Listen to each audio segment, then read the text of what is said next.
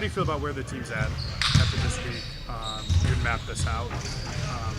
How were you guys able to execute it?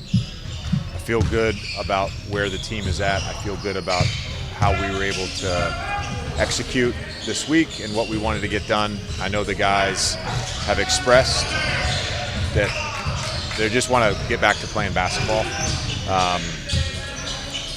These weeks, and we had one earlier in the year with the Fires. We had another one when we didn't make the in-season tournament. These weeks can be good for rest and relaxation, but when you're in the rhythm of playing every other day, it's a little bit different. So I think the guys they just want to play a game.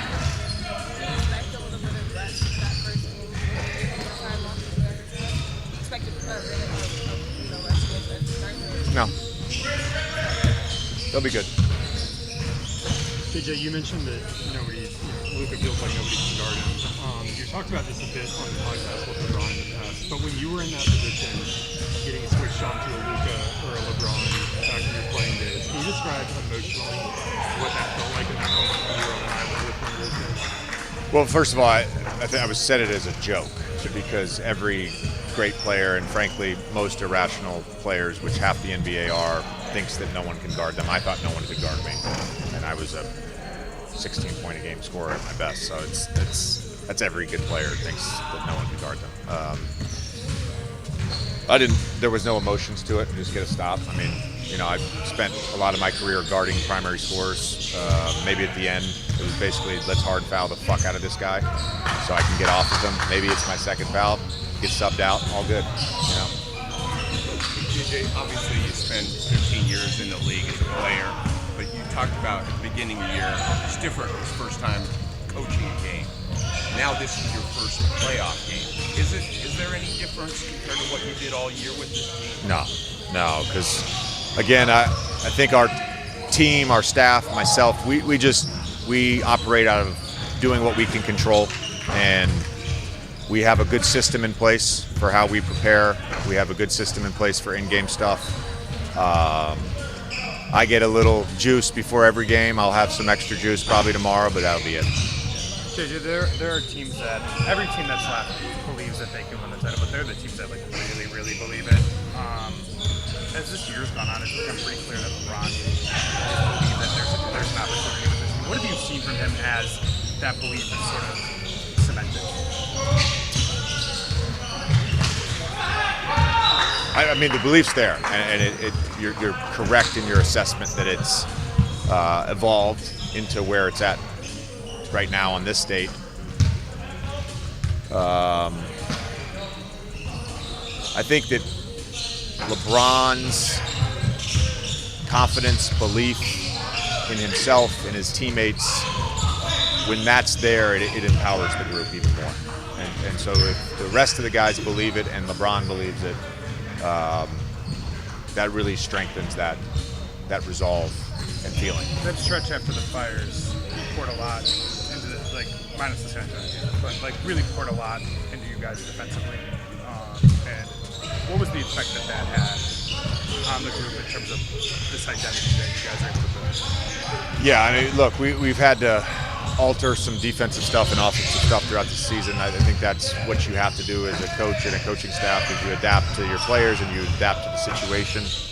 I think in particular that stretch, his confidence level and buy-in to what we were trying to do on that side of the ball as we were adjusting to AD's injury, the trade, us being a terrible transition team to start the year, his belief and buy-in to what we wanted and what we needed was so high that the rest of the group had to follow it.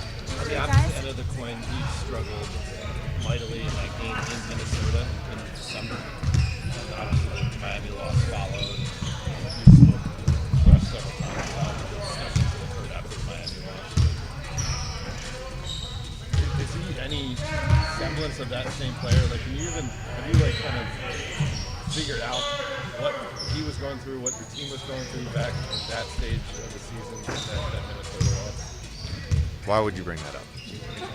Because there's been progress. No, we're in a good spot, and we're focused on who we are right now, and that's the most important thing. And I'm sure me, Scotty, Nate, the rest of the staff will, maybe Bron will be invited, but we'll open a bottle of wine and at some point when the season's over and go through all the stories from this year, and it'll be fun.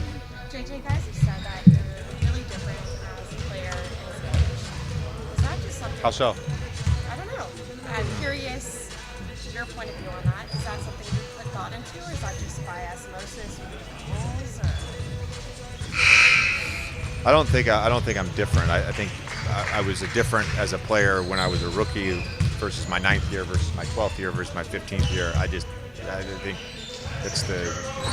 I'm trying to grow. I'm trying to get better in everything I do. And frankly, I hope I get to do this a long time. And I think I look at this playoffs as an incredible opportunity for our team and our group. It's also an opportunity for me for growth. And I'm going to be challenged, and it's awesome. I'm excited about it. I know you don't want to give away the game plan, but like, what have been some of the top line focuses for you guys in the last few days, Minnesota specifically? I think just being very specific about so Minnesota, and this is not trade secrets because you can just look this stuff up on different websites, but they're in the top 10 in frequency of every single action, meaning off ball, ISOs, posts, pick and roll, DHOs. Like they run a lot of everything, I should say. They run a lot of everything. And there's certain things that they're awesome at. There's certain things that they're pretty good at. So it's really just figuring out clarity on all the stuff they do. And then you have to allocate the time to make sure that certain things are really sharp. Does that make sense? Yeah. Along those lines, they're top 10 offense, they're top 10 defense, but since Julius Randle came back, they're also like 16-4. Is that his presence coming back? Is that them healthier? Why in this last 20 games are they winning more? Well, there's always like growing pains, I think, for a team that makes a trade at any point. That could be in the summer, that could be 2 days before the start of training camp, that could be mid-season, especially if you prepare all summer for something and then it gets changed last minute.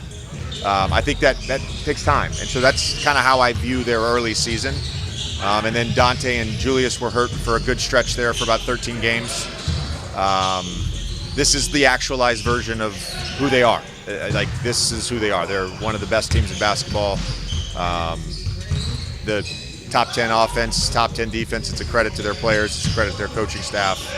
We have the utmost respect for them as an opponent and as a challenge. Coach, going into this postseason, how do you handle the nervous anticipation that's there? Or are there any things that you just look on? Or is it like everyone knows exactly what they have to do, they can calm themselves down? You talking about as a team? Yes. I mean, every guy's different. Every guy's different. I know what I did as a player. I know what I do as a coach. I know a good idea of what LeBron does. But every guy's different. JJ. Sorry, what?